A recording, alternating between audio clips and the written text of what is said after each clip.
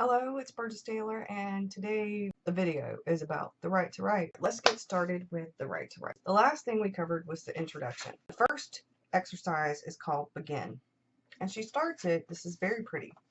I am sitting at a small pine table facing east toward the Sangre de Cristo foothill. My view has a horse tank that needs filling, a white fence with a small robin's egg blue gate, a bird bath in terracotta with some of its figurines knocked off, a bright yellow garden hose I will use to fill the horse tank and the bird bath, an overgrown garden plot, a bucket lying on its side, my small dog Maxwell soaking in the early spring sunlight like an optimistic sunbather on a chilly beach day. When it warms up and that yellow hose has thawed out, I will fill the horse tank. When I warm up, I will tell you what I know about letting yourself write. The first trick, the one I'm practicing now, is to just start where you are. It's a luxury to be in the mood to write. It's a blessing, but it's not a necessity. Writing is like breathing. It's possible to learn, to do it well, but the point is to do it no matter what. She goes on to say that she believes we are all have the gift of language. Another thing she says is that toddlers, that their words are personal and powerful, that they start off grabbing at things and then they go to grabbing things with words, and that toddlers' words are filled with will and intent, and that they trust the power of words. Later on, we tend to lose the power over words, that feeling that we are good at language. Usually it happens in school that we might not be good enough with words. She says you stray from the topic a bit here, or stick to the point here. People, their work gets criticized when they're in school. Mine was often you're straying from the topic, stick to the point. Mine also would say too much fluff. She calls it not so much pepper here. What she says about this is not so much pepper, not so much spunk, not so much humanity, please. Academically, we are inclined to a rather pedestrian prose denuded of personality and passion, perhaps even a bit elevated in tone, as if writing is something to be done only from the loftiest of motives, a kind of distillate of rationalism trickled onto the page.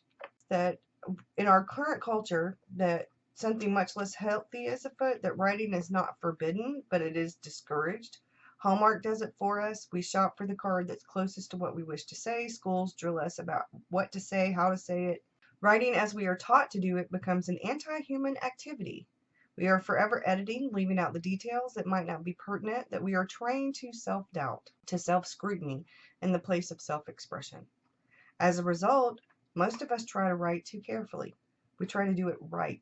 We try to sound smart. Writing goes much better when we don't work at it so much, when we give ourselves permission to just hang out on the page. For me, writing is like a good pair of pajamas, comfortable. In our culture, writing is more often costumed up in a military outfit. We want our sentences to march in neat little rows like well-behaved boarding school children. She goes on to say, and I like this, this is one of my favorite, writing is a lot like driving a country blacktop highway on a hot summer day. There is a wavery, magical spot that shimmers on the horizon. You aim toward it, you speed to get there, and when you do, the there vanishes. You look up to see it again, shimmering in the distance. You write toward that. I suppose some people might call this unrequited love or dissatisfaction. I think it's something better. I think it's anticipation. I think it's savoring. I think it's tasting a great meal from its scent on your nostrils. I do not have to eat freshly baked bread to love it. The scent is nearly as delicious, nearly as much the satisfaction as the thick slice of bread slathered with butter and homemade apricot jam. The brain enjoys writing. It enjoys the act of naming things, the processes of association and discernment. Picking words is like picking apples. This one looks delicious. She goes on to talk about more, and then you have the exercise, which she calls the initiation tool. The next one is called Let Yourself Write. Now, when I read, before I begin with the next one, when I read the part about we are trained to self-doubt, I was nodding my head. Definitely makes sense. So when the Let Yourself Write, she talks about what being a real writer is, and I say that loosely. She says that when we just let ourselves write, we get it right. What we tend to think of is that a real writer is, and then you can make a list of things. A real writer is published. A real writer gets paid. We need to change our thinking. In a sense, when we say that, we're saying real writers get validation from others that they are writers. Their passport is stamped in ways that indicate they are writers. They have appeared in ... They have received quotes from ... With mythology like this, with a product not process orientation like this, is it any wonder that the aspiring writer is seized by anxiety? Even those gifted with the silver tongue doubt that they are gifted with the silver pen. The blank page strikes them like a blank check where they may be asked to fill in an amount far larger than the talent they feel they possess. I'm a good talker, but I can't write to save my life, is another thing she's been told quite often. Where do we get the idea that putting words on paper is so dangerous and so difficult? She says there is something often happens as people try to move onto the page. The fluidity they feel in talking suddenly freezes up. Every word becomes a commitment, a matter for intense scrutiny and self-absorption. The blank page creates a sense of seriousness.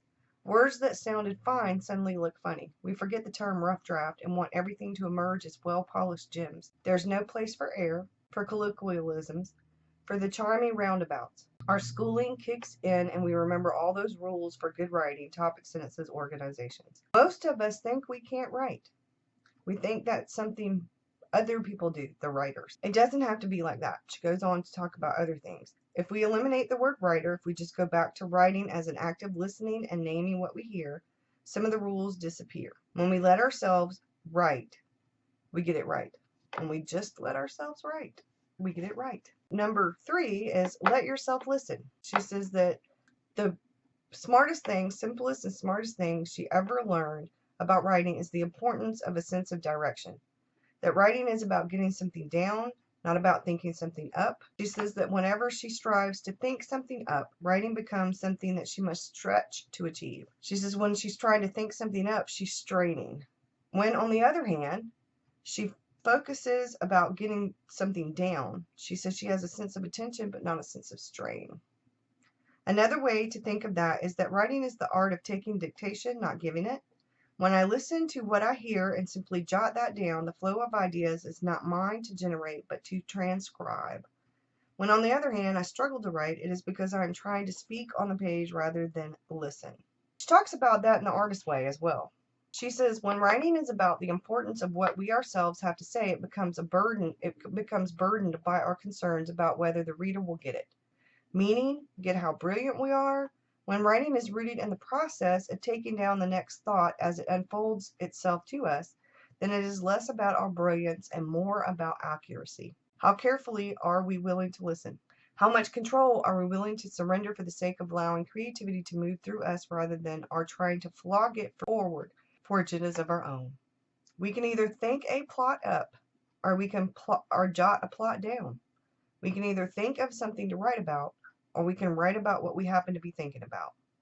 We can either demand that we write well or we can settle more comfortably into writing down what seems to want to come through us, good, bad, or indifferent. Then she goes to the time lie. Oh, yeah. If I had a year off, I'd write a novel. How many times have you heard that? Has it come out of your mouth? She said this is a lie. It's a convenient way to ignore the fact that novels require being written and that writing happens a sentence at a time. She says, don't try to write something perfect, just write. The obsession with time is really an obsession with perfection. She says the trick to finding writing time is to write from love and not with an eye to product. Don't try to write something perfect, just write. She also says that if you have enough stolen moments, see, if you write a sentence at a time, that's how writing happens, then sentences can happen in a moment. Then with enough of those stolen moments, those stolen sentences, that a novel is born without the luxury of time. Stephen King says that if you write, it's a quote, and I'm not going to quote it verbatim, I'm just going to give you the summary of it. If you were to write 300 words a day in 1 year's time, you'd have a novel. Something to think about. She tells you, don't wait to find the time. To get aggressive and steal time. She says that the obsession with time, like I said, is really an obsession with perfection. That we want enough time to write perfectly. We want to write with a net under ourselves. A net that says we are not foolishly spending our time doing something that might not pay off. We might not become a real writer who is paid and published. She says when we let ourselves write from love, when we let ourselves steal minutes as gifts to ourselves, our lives become sweeter, our temperaments become sweeter. We are no longer envious bystanders standing on the sidelines muttering, I'd love to, but If I lived in Key West, then I could find time to write. If I had more in the savings, then I could find time to write. If I had a writer cave, I could find time to write. The trick to finding writing time is to make writing time in the life you've already got. That's where you've got leverage. Stop imagining some other life as a real writer's life. All lives are writers' lives because all of us are writers. The next one is track. And she says, there should be some artier way of saying it. I think of it as laying track. If you are American and you let yourself lay track, writing will let you move coast to coast, mapping your interior, enjoying the sights. She says she believes that what we want to write wants to be written. I believe that as I have an impulse to create, the something I want to create has an impulse to want to be born. My job, then, is to show up on the page and let that something move through me. In a sense, what wants to be written is none of my business. She says the danger of writing and rewriting at the same time was that it was tied into my mood. She tried to do that in the beginning of her writing career. It goes on, and this is my one for today, and I haven't actually done that one yet. Usually I do them in the morning right after my morning pages, but things have gotten a little bit off, and I wanted to get this video done because I still had the blog post to write, and this has already taken a little bit longer than I wanted to. One of the things that she says in the introduction that really just resonated with me, and it goes on in this, and I learned a lot of this in The Artist's Way. Our life as a writer cannot be separated from our life as a whole. Why should we write? Because we are writers, whether we call ourselves writers or not. Part of the exercises, or the one letting yourself write, where you go through and writers are, you think when you think of what a writer is. And it's very true when you think, oh, well, a writer is published. A writer gets paid. A writer, blah, blah, blah, blah. Well, in the back of my mind, writers are all of those things. And also, when I'm thinking about what a writer is, I'm thinking about what their published work is. I'm not thinking about their rough draft, but I'm seeing their published work, and then I'm gauging my work on their published work, and mine is a rough draft, and I realized I have to stop that. She mentions it in there, she does, and it just, I have to stop doing that. Now, one of the great things about this book and these exercises is that this is not taking nearly as long as, say, the Artist's Way did. I'm still going to be doing an artist date once a week. I am still going to be trying to do some of the things that I learned in the Artist's Way, which are actually being, bits and pieces of it are being brought up in this book. Some of it's in staying with this train of thought thing. Another thing that I am still doing is morning pages. It's really helping. I've changed things up. The pretty journal that I bought that was going to be for my morning pages was screaming at me it was going to be for novel number 2. And the Witchy Business novel, which is novel number 1, is not going to be called Witchy Business. I haven't figured out quite the name of the novel, but it will come to me. But I know the name of the series is going to be the Carolina Witches, I think, or something like that. Very similar. But I'm really excited because I've already got some ideas written down about book 2. I'm finishing up book 1, and so I'm going to go because I'm going to go start writing. I have some stuff to do today, and I'm super excited though because this is really good. It doesn't take a long time. It makes you think quite a bit. It touches underneath the surface. To me, the Artist's Way did that quite a bit. It really did. But on a whole, it kind of scratched the surface, maybe deeper in places than others. But I think between this, The Right to Write, and then maybe the next one, which is Finding Water, I think I will finally be at that happier place that I'm striving for, because my aim this year, my word for this year was positivity. Within that word, that encompasses getting rid of self-doubt, that encompasses getting rid of some of this fear that plagues me, which causes the self-doubt and the procrastination. And another thing that the positivity had to do with was taking back my life, what I'm calling the hashtag take back my life and hashtag project me. So I'm working on all of those things. This, I think, is already making me a better writer.